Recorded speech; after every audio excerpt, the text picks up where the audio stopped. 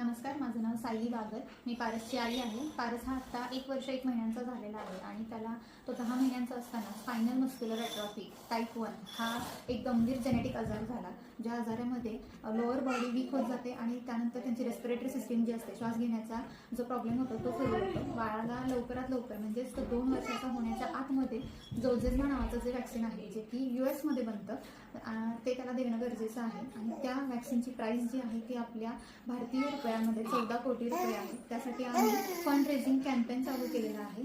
त्या कॅम्पेनमध्ये आपण सर्वांनी सहभागी होऊन जास्तीत जास्त मदत करावी हे मी तुम्हा सर्वांना आवाहन करत आहे. तुमच्या सर्वांची छोटी छोटी मदत सुद्धा माझ्या बाळाला नवीन जीवन देण्यासाठी खूप खूप फायदेशीर ठरेल. जे काही डॉक्युमेंट्स आहेत, त्याचे रिपोर्ट्स आहेत, ते आम्ही तुम्हाला सगळ्यांना सादर करत आहोत आणि तसेच डोनेशनची जी लिंक आहे ती सुद्धा आम्ही या व्हिडिओमध्ये तुम्हाला देत आहोत. कृपया करून सर्वांनी जास्तीत जास्त मदत करावी.